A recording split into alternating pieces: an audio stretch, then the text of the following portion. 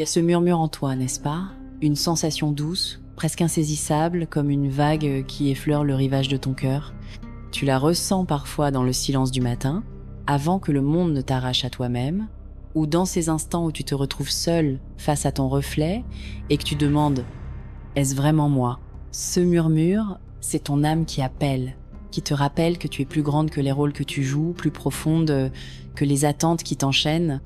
Beaucoup de femmes le ressentent sans pouvoir le nommer, ce tiraillement entre ce qu'elles sont et ce qu'elles pourraient être. C'est pas un manque ni une faiblesse, c'est un réveil.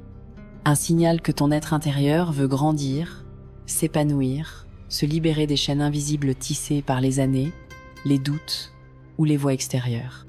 Ce sentiment, il est universel et pourtant il t'appartient. Il parle de toi, de ton histoire, de tes rêves enfouis sous le poids des jours. Tu n'es pas seul à l'entendre. Combien de fois as-tu couru après le temps, jonglant entre les responsabilités, les sourires forcés, les ça va automatiques, tout en sentant ce vide, cette soif d'autre chose. C'est pas un hasard si tu lis ces mots aujourd'hui. Ils sont là pour te rappeler que ce murmure n'est pas une illusion, mais une invitation. Une invitation à ralentir, à t'écouter, à te choisir.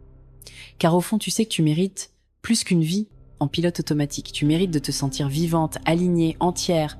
Ce réveil intérieur, il ne demande pas de tout bouleverser d'un coup. Il te demande juste de commencer là maintenant avec un premier pas, reconnaître que cette voix en toi a le droit d'exister. Elle n'est pas capricieuse, elle n'est pas égoïste. Elle est toi, dans ta vérité la plus pure. Et si tu l'écoutais, ne serait-ce qu'un instant, que te dirait-elle ? Ferme les yeux, respire et imagine une version de toi qui n'a plus peur de briller, qui ne s'excuse pas d'exister, qui marche avec assurance vers ce qu'il appelle. Cette femme, elle est déjà là en toi. Elle attend que tu lui tendes la main. Ce texte est un miroir, un espace pour te reconnecter à elle. Car le développement personnel, c'est pas une course, c'est pas une liste de cases à cocher. C'est un retour à toi, un voyage vers la femme que tu es destinée à devenir. Alors, prête à faire ce premier pas ? Tu la portes en silence. Cette fatigue qui ne s'explique pas toujours. C'est pas juste le corps qui s'épuise, c'est l'âme qui ploie sous le poids de ce que le monde attend de toi. Être forte, mais pas trop. Être douce, mais pas faible. Être performante, mais sans effort apparent. Être tout pour tout le monde, tout le temps. Et dans ce tourbillon d'attente, où es-tu, toi? Cette fatigue mentale, elle n'est pas un signe de fragilité, elle est la trace d'une lutte intérieure, d'un combat pour rester fidèle à toi-même, dans un monde qui te pousse à te conformer. Les attentes sociales, ces injonctions subtiles ou criantes, te murmurent que tu dois être parfaite, une carrière brillante, un foyer impeccable, un corps sculpté, un sourire éclatant. Et si tu trébuches, si tu doutes, si tu te sens perdu, une petite voix insidieuse te glisse que c'est de ta faute, mais cette voix ment, elle n'est pas la tienne. Elle est le fruit d'années de conditionnement, de comparaison, de jugement. Et puis il y a cette perte de repère, ce sentiment de flotter sans encre, de ne plus savoir qui tu es vraiment. Peut-être as-tu laissé des morceaux de toi en chemin, dans des relations qui t'ont vidé, dans des choix faits pour plaire aux autres, dans des rêves abandonnés parce qu'ils semblaient trop grands. Cette blessure, elle est réelle et elle a le droit d'exister. La reconnaître, c'est pas s'avouer vaincu, c'est poser un regard tendre sur toi-même. C'est dire « oui, j'ai mal et ce mal mérite d'être entendu ». Car ce n'est qu'en nommant cette douleur que tu peux commencer à la transformer. Imagine un instant que cette fatigue, ces doutes, ces blessures ne sont pas des fardeaux mais des messagers. Ils te parlent de ce qui ne te nourrit plus, de ce qui ne te ressemble pas. Ils t'invitent à lâcher ce qui t'alourdit, à te libérer des masques que tu portes pour te protéger. Et si, au lieu de fuir cette fatigue, tu l'accueillais comme une amie qui te dit « repose-toi, réapprends à t'aimer, reconnecte-toi à ce qui te fait vibrer », ce chemin de reconnaissance, il demande du courage, oui, mais il est aussi libérateur. Car en voyant tes blessures, tu découvres aussi ta force, ta résilience, ta capacité à te relever. Tu n'es pas défini par ce qui t'a fait mal, mais par ce que tu choisis de faire avec ce mal. Alors, prends un instant pour t'écouter. Que dit cette blessure ? Que veut-elle t'apprendre ? Laisse-moi te raconter l'histoire d'Anaïs, une femme comme toi, comme moi, qui a traversé l'ombre pour trouver sa lumière. Anaïs avait 35 ans, un emploi stable, une vie qui, vue de l'extérieur, semblait réussie, mais à l'intérieur, elle se sentait vide. Chaque matin, elle se levait avec une boule au ventre, convaincue qu'elle n'était pas à la hauteur.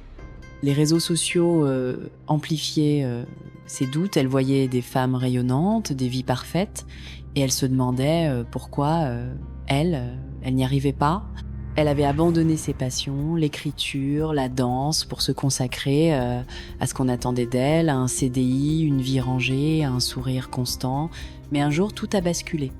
Un burn-out l'a forcée à s'arrêter. Dans ce silence imposé, elle a entendu ce murmure, celui dont je te parlais. D'abord, elle a eu peur. Elle s'est sentie coupable de ne pas tenir le coup. Mais peu à peu, elle a commencé à s'écouter. Elle a pris un carnet et a écrit, sans filtre, tout ce qu'elle ressentait, ses peurs, ses rêves oubliés, ses colères. Ce carnet est devenu son refuge, un espace où elle pouvait être elle, sans masque. Elle a aussi cherché de l'aide, une thérapeute qui l'a guidée avec bienveillance. Anaïs a compris que sa valeur ne dépendait pas de ce qu'elle produisait, mais de qui elle était. Elle a repris la danse, timidement d'abord, puis avec une joie qu'elle croyait perdue. Elle a quitté son emploi pour lancer un projet qui lui tenait à cœur, des ateliers d'écriture pour aider d'autres femmes à se reconnecter à elles-mêmes. Ce chemin n'a pas été linéaire. Il y a eu des rechutes, des doutes, des nuits où elle se demandait si elle avait fait le bon choix. Mais chaque pas, même tremblant, la rapprochait d'elle-même. Aujourd'hui, Anaïs n'est pas parfaite et elle ne cherche plus à l'être. Elle est vivante, alignée, libre. Son histoire n'est pas unique. Elle est le reflet de milliers de femmes qui un jour ont décidé de se choisir. Peut-être te reconnais-tu dans Anaïs. Peut-être as-tu, toi aussi, un rêve enfoui, une passion mise de côté, une envie de changer quelque chose. L'histoire d'Anaïs te rappelle que c'est possible. Pas d'un coup, pas sans effort, mais pas à pas, ton parcours, quel qu'il soit, est déjà en train de s'écrire. Et si tu faisais le prochain pas aujourd'hui? La sagesse féminine, c'est cette force douce qui coule en toi, comme une rivière qui sait contourner les obstacles sans perdre sa direction. Elle ne crie pas, elle ne s'impose pas, mais elle est là, indéfectible, dans ta capacité à ressentir, à créer, à guérir. Les philosophies anciennes, comme le stoïcisme, nous enseignent que la paix intérieure ne dépend pas des circonstances extérieures, mais de la façon dont nous choisissons de les accueillir. Pour une femme, cette leçon prend une teinte particulière, car le monde nous demande souvent de nous plier, de nous adapter, de nous taire. Pourtant, la vraie force, c'est de rester ancré dans ta vérité, même au cœur de la tempête. Pense à Cléopâtre, pas seulement comme une reine, mais comme une femme qui a su naviguer dans un monde d'hommes avec intelligence et audace, ou à Hildegarde de Bingen, mystique et visionnaire, qui a écrit, composé, guéri dans une époque où les femmes étaient reléguées à l'ombre. Ces femmes incarnaient une sagesse qui transcende le temps. Elles savaient que leur pouvoir ne venait pas de l'approbation des autres, mais de leur connexion à leur essence. Le stoïcisme, lui, nous invite à distinguer ce que nous pouvons contrôler. Nos pensées, nos actions, nos valeurs, de ce que nous ne pouvons pas, les jugements, les aléas, les attentes. En tant que femme, tu peux appliquer cette sagesse pour te libérer des chaînes invisibles. Tu ne peux pas contrôler ce que les autres pensent de toi, mais tu peux choisir de t'aimer. Tu peux pas effacer les pressions sociales, mais tu peux décider de ne pas les laisser te définir. Imagine une pratique simple, inspirée de cette sagesse.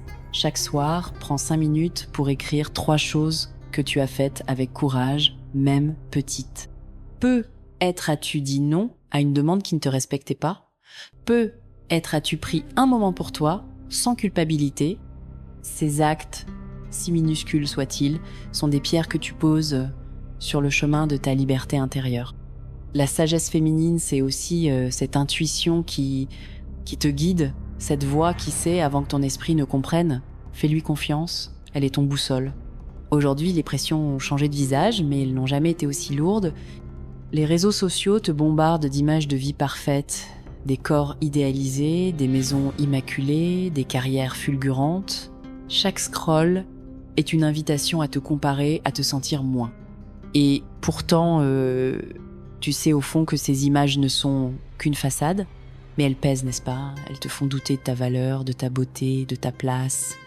Et puis, il y a cette solitude, parfois même au milieu d'une foule, une solitude qui naît de l'impression de ne pas être vue, vraiment vue pour qui tu es.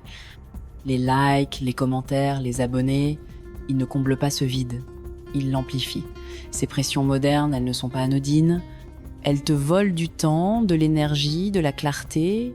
Elles te font croire que tu dois être partout, tout le temps, pour exister.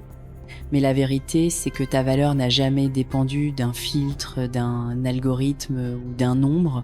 Elle est en toi, dans ta capacité à aimer, à créer, à persévérer. Regarde autour de toi. Combien de femmes, comme toi, se battent pour rester elles-mêmes dans ce monde qui veut les mouler? Vous êtes une armée silencieuse et votre force est immense. Ce texte est un rappel, tu n'as pas à courir après une version de toi qui n'existe pas. Tu es assez, ici, maintenant. Et si les réseaux sociaux te pèsent, donne-toi la permission de faire une pause. Si la comparaison te ronge, recentre-toi sur ce qui te rend unique. Si la solitude te visite, tends la main à une amie, à une sœur, à une communauté. Car tu n'es pas seul. Ces pressions, elles sont réelles, mais elles ne sont pas plus grandes que toi. Tu as le pouvoir de leur donner du sens, de les transformer en carburant pour grandir.